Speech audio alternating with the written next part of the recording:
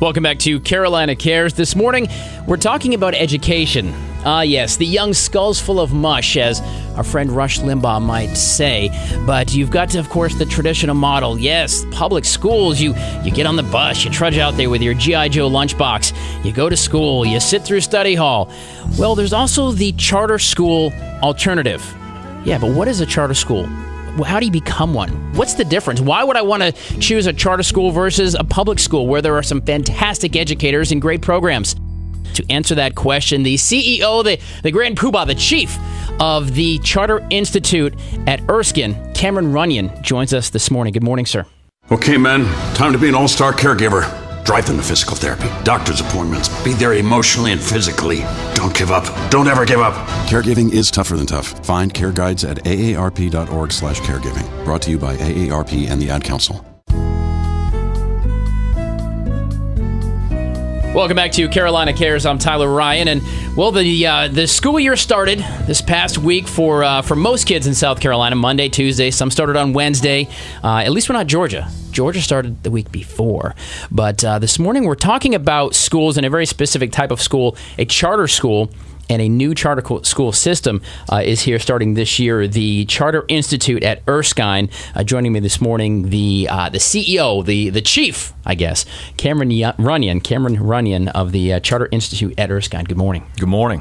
Glad to be here. That was a big lead up, man. Good gracious. So tell me about just a little bit about Erskine real quick, and I want to talk about charter schools and how they differ. We're going to learn a lot this morning about charter schools, but real quick, give me just the high points of Erskine.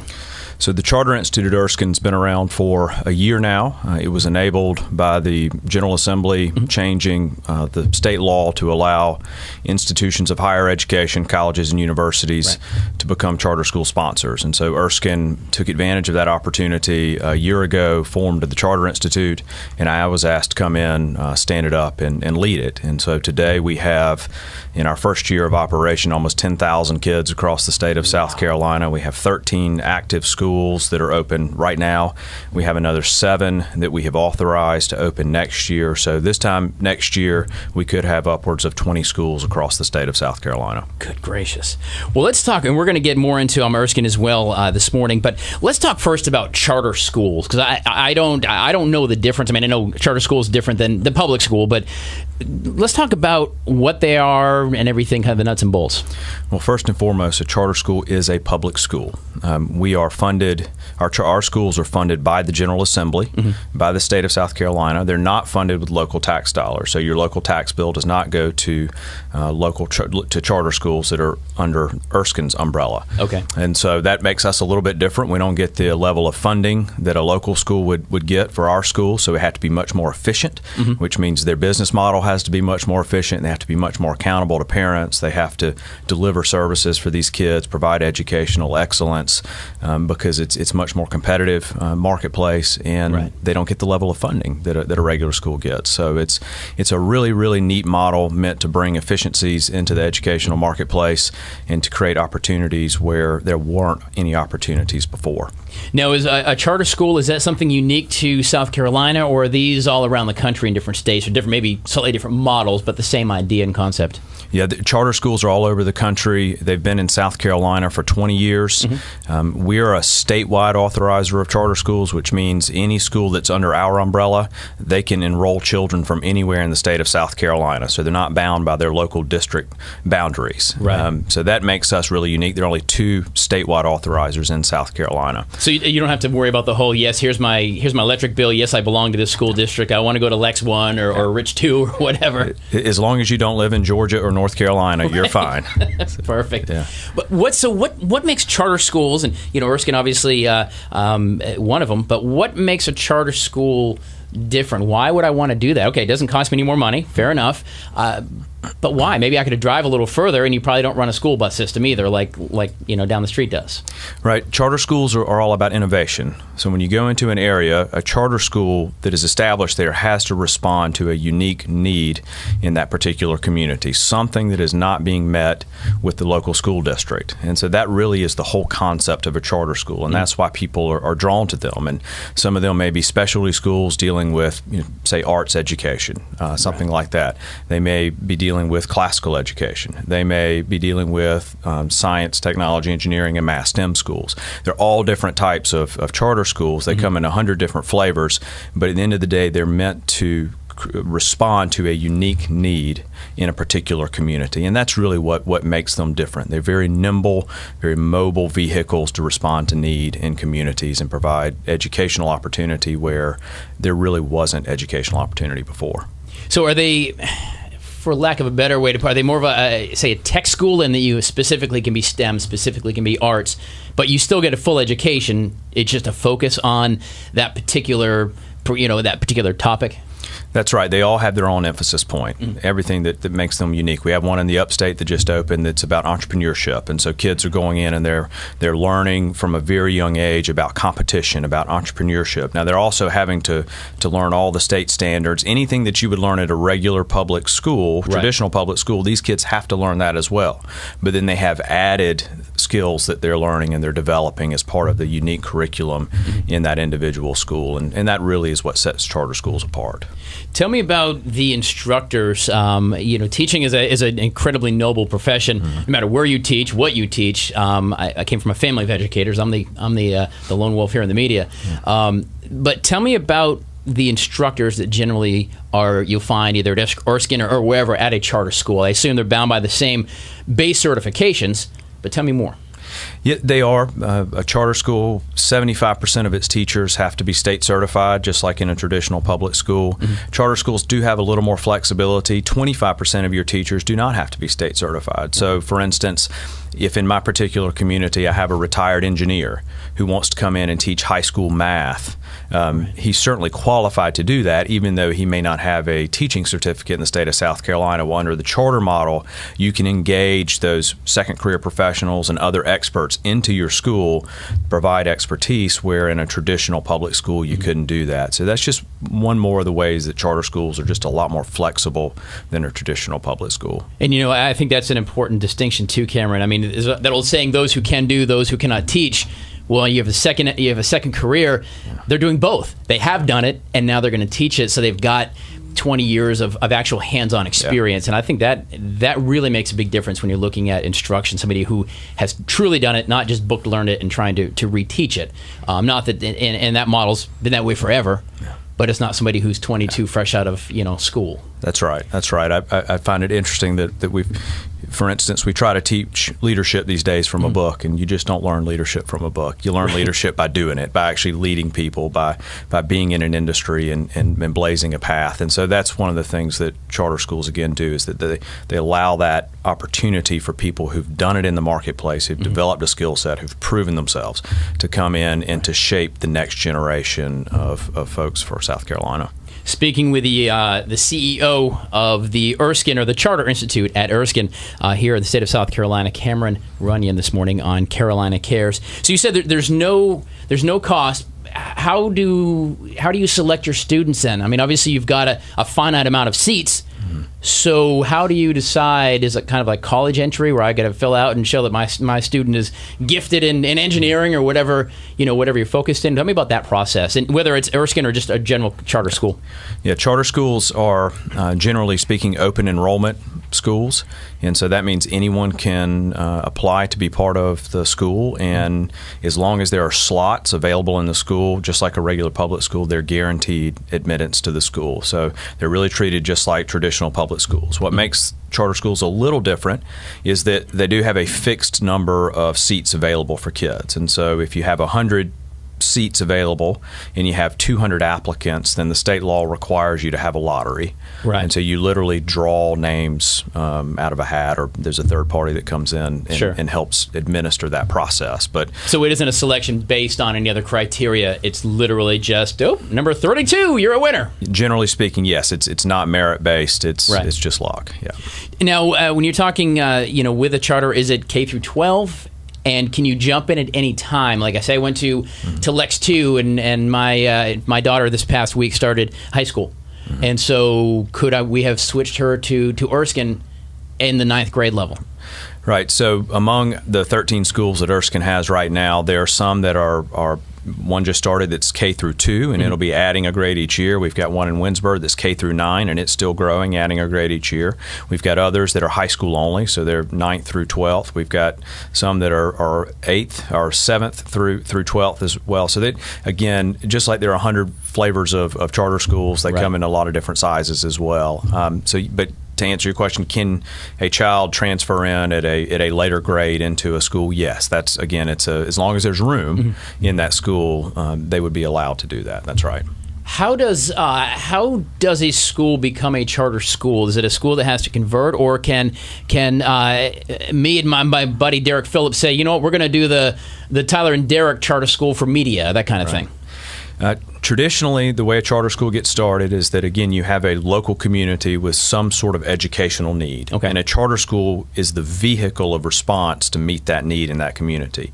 Typically, charter schools are started by a group of concerned parents or citizens who realize that they need to do something to change education in their community. So they'll get together, they'll develop a plan, and it'll have to be a very robust plan, and they're clear guidelines for what that plan needs to look like. That plan then takes the form of an application, and that application is submitted to us, and we're what's known as the authorizer. And so it's our decision through our board whether or not to approve a school to open or not. And so if we grant them approval on their application, it starts a process that's about 2 years long. Oh, wow. Where they have to, over those 2 years, they have a lot of things that they have to do. They have to have their facility. They have to build out their team, their staff. There may be capital requirements, money that they've got to raise. They've got to recruit students.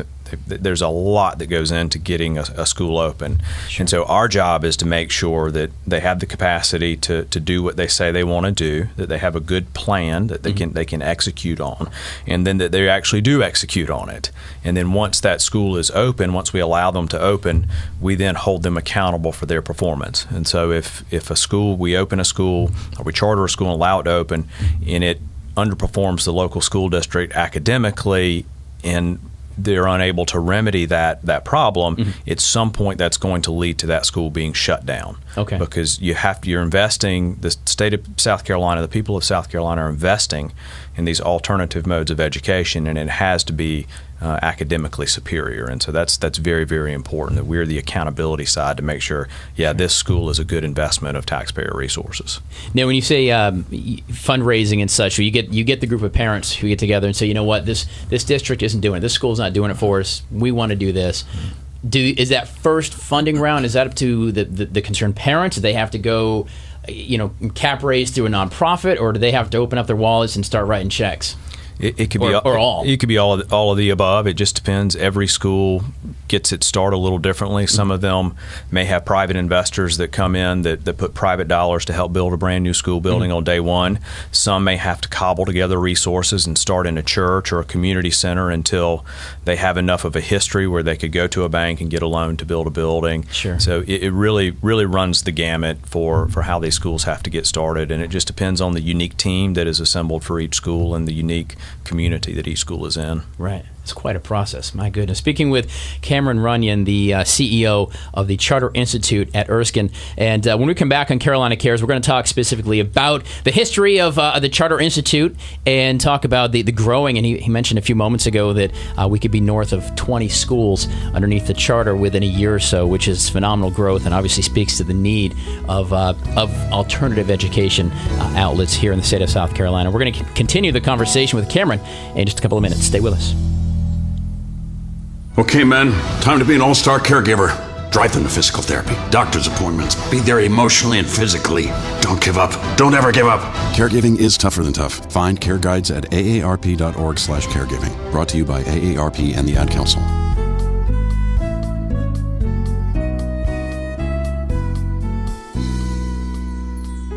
Welcome back to Carolina Cares. We are continuing our conversation with the Charter Institute at Erskine and the CEO of said charter school, Cameron Runyon. Now, I understand, Cameron, obviously the major difference between the Charter Institute at Erskine and, say, a charter school in Rich 2 or Lex 5 primarily is that the local districts, they're funded by local tax dollars through the just like you pay for your roads in your town, in your school districts. That's where that penny tax comes in and all that.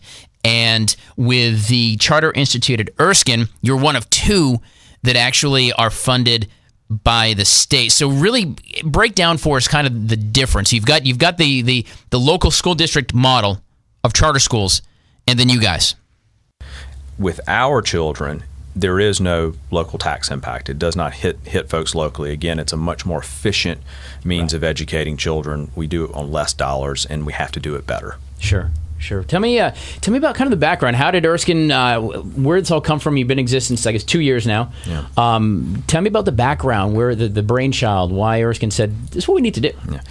Well, it's there's a new president of Erskine College who came in a couple of years ago, and his background is in K-12 education. So he was, prior to coming to Erskine College, he headed one of the most elite K-12 schools in the United States. He's been a classroom teacher. He taught ninth grade English. His wife still teaches in Greenville today. So they're a K-12 education family. So when he came to Erskine College and he looked at this 180-year-old institution that has a very robust and well-known education department that's turning out teachers all over the state of South Carolina already, it was just a very logical step for the college to take that long storied history and that institutional knowledge and put it to use to help better the lives of children and families around the state of South Carolina. And that process did that process, I guess, follow that same on a much larger scale, that you've got to kind of create the business model. You've got to go to the General Assembly in this case and go, hey, Uncle Henry, we need a few dollars for this crazy idea we've got, and here's why.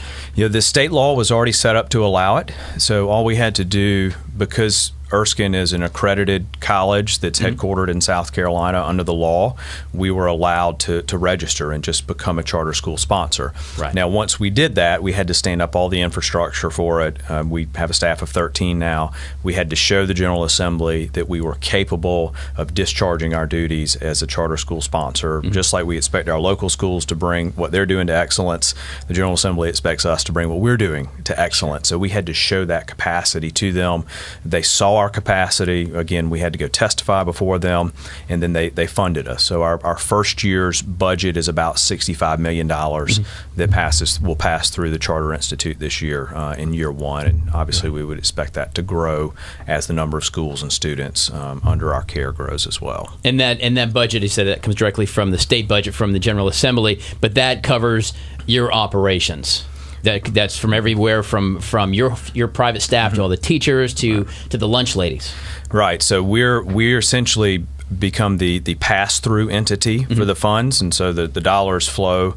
If $100 flows to the Charter Institute at Erskine, and then we retain an administrative fee that allows us to discharge our oversight responsibilities that the state law requires we discharge, and then we push the balance, that 98% remaining, down to the local school, and they use that for their operations. So that's how we're funded. It makes us very different. We're not a tax-based entity. So unlike your local school board, which goes out and taxes you on your property and on bond referendums and everything else, we don't do that. We get a fee for the service that we provide, and if we don't provide that service, schools can leave us as well. And so it works both ways. If they're not living up to it, they can be booted, and they can say to you, you know what, you're not doing it for us. Exactly. It cuts both ways. And so again, charter schools, just as a system, is much, much more accountable. We have to be accountable to the schools. We have to be accountable to the families. The schools likewise have to be accountable to us. They have to be accountable to the families as well.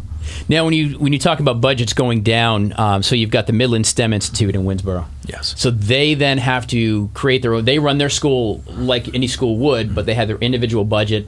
They then say to you, Cameron, that we need $1 million this year, and here's why, and here's how we're going to spend it and why we want it. And then you guys look at it and say, you know what, that sounds good, or trim here, or, we can only give you $950 or whatever, whatever the numbers are. I mean, I'm just throwing numbers out. The local schools are largely autonomous, so they have their own boards, they're their own corporations. They have to develop their own budgets. They then submit, and those budgets are based on the number of kids that they will have enrolled at the school. So then they submit that budget to us. We verify their information that it is accurate, and then that we submit that information along with all our other schools to the General Assembly for funding. And so that's 1, 2, 3 kind of how it works. Sure. But at the end of the day, the local school is largely autonomous, and they're responsible for their own operations, their own fiscal health, all of that. Now, we monitor them. If we see a problem, then we have the ability to intervene in what's going on in that school, and we have various levels of corrective action that we can take with a school. And, at times you have to do that. I'm curious, and government is what it is. It's very slow moving, especially local governments. And I think that's just not South Carolina alone. That's fundamentally governments are a slow process. But the question I have is, why isn't everybody doing it this way? Because it seems like you're right. They run a lot leaner because they have a finite amount. It's not, hey, let's go get a bond and get a referendum and get more cash if we need it.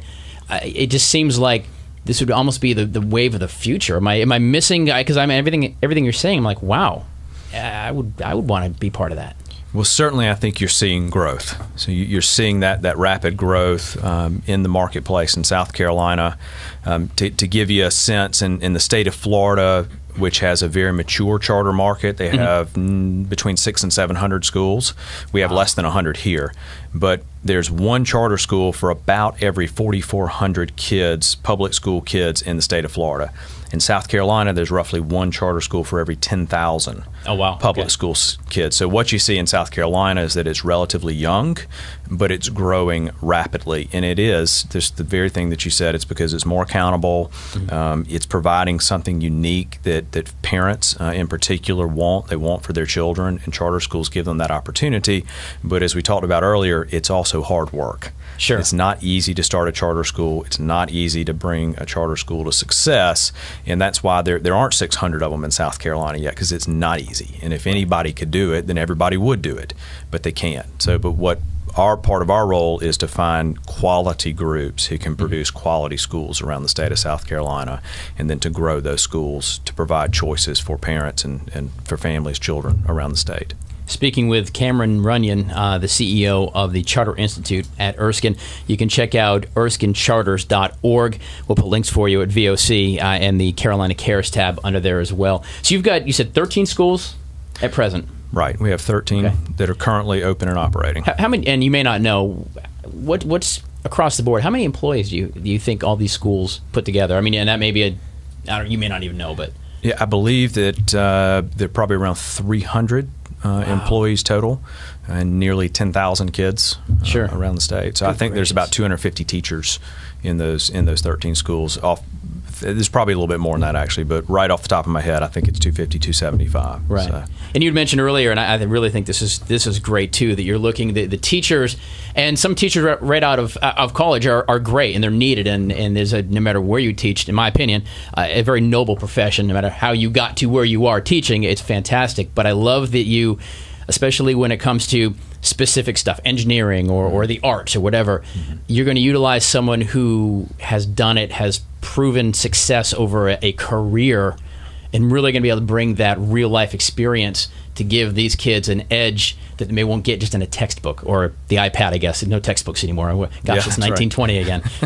What, did you think it's 1995 when we were in school? I mean, but yeah, it is. Again, it's just charter schools are very nimble. They're very responsive to the needs of parents, and they provide something. That's the whole point. They provide something that the local schools don't, and they have to bring that to excellence. And so that's what we do. We're helping them bring it to excellence. And so you, would it be fair to say you're actively looking to recruit new schools if someone has that, if a group of a community has that need or that desire, that thought, hey, we should probably do this. Are you actively looking for new potential schools as you continue to grow? We hear from groups all the time that are interested in starting schools. There are some deadlines coming up in a couple of months that will start the cycle for new schools for this year. So on November 1st, if a group wants to apply to start a school, they would submit a letter of intent. All that's on our website. And then 3 months later is when their application would be due. And what we do is that we work with them when we receive a letter of intent from a group or receive a call from a group.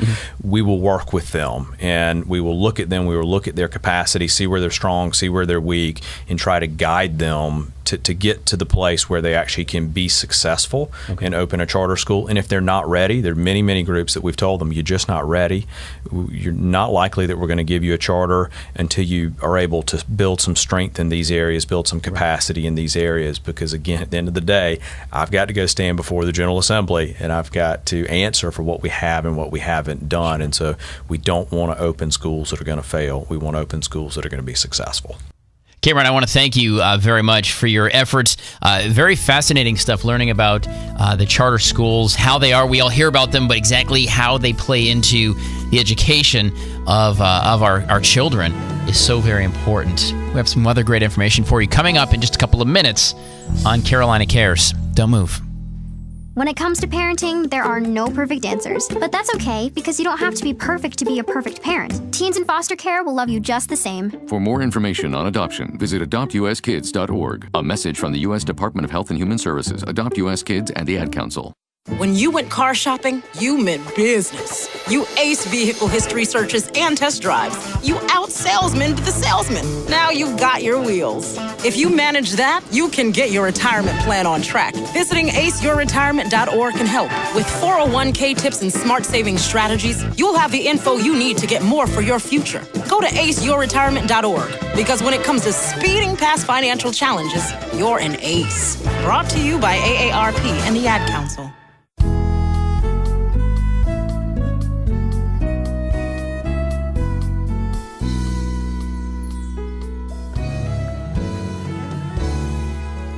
Welcome back to Carolina Cares. Speaking this morning with Cameron Runyon, the CEO of the Charter Institute at Erskine. Great stuff, great information about charter schools, how you become a charter school, what they do. I found it very fascinating. There's no cost. For some reason, I kind of, in my head, you would think, a charter school must cost money, a tuition, a college of sorts. That's not the case at all. The only difference, of course, there is that you don't have a school bus running to your house. You're responsible for a little Tommy and Susie to get them to the schools. And a different way to look at education, learning from Cameron, that although we've got a lot of charter schools around the state, we are by no means leading the country in the amount of charter schools versus the amount of students. Florida and Texas actually take that crown as far as having the most charter schools available to the students and the young people of their respective states. And not every state has a charter program, but we are very lucky to have a robust charter school option, as well as some great schools here in the Midlands, some great systems, but certainly charter schools, if that's an option for you and your family, if you're thinking about starting your own charter school, is not an easy process. You can't just open the doors and have a little school bell. You have to go through quite a rigorous process, whether it's at the local school district level or the state level, like the Charter Institute at Erskine. Hey, a couple other things happening here in town I want to let you know about before I let you go today.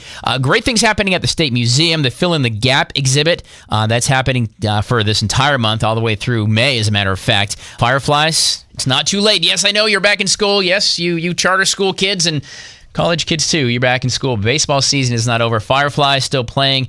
They're taking on the Charleston River Dogs. That's tomorrow night at Spirit Communication Park, just downtown, which is kind of cool as well. So you can catch a late season baseball game if that's your thing. Grab a hot dog, a beverage of your choice, and check out the River Dogs game if you want to go down there as well. Once again, thank you so much to Cameron Runyon, the CEO of the Charter Institute at Erskine. You can check out erskinecharters.org. We'll put links for you at WVOC right there on our Carolina Cares page. I'll put the links for you as well there. If you have any questions, you can reach out and get all your answers, whether you're on the student level or want to start a school level. Very good things, but truly we must take care of our students. And I said it a lot this morning, but it's true. There really is no more noble profession than teaching. It's just the way it is. They're so important on whichever level they are. College, charter school, regular school, kindergarten, tech, it doesn't matter. These folks, these individuals don't do it for the money. So regardless of where they are, great stuff, a great resource for us. Guys, that's going to do it for Carolina Cares this week, an iHeartMedia production. My name is Tyler Ryan. If you'd like to appear or have an idea of someone you'd like to hear appear on Carolina Cares, you can email me, tylerryan@iheartmedia.com. tylerryan@iheartmedia.com. Drop me a line, and we will get that conversation rolling. And speaking of conversations, we'll have another one in 7 days. Make it a good week. I'll talk to you soon.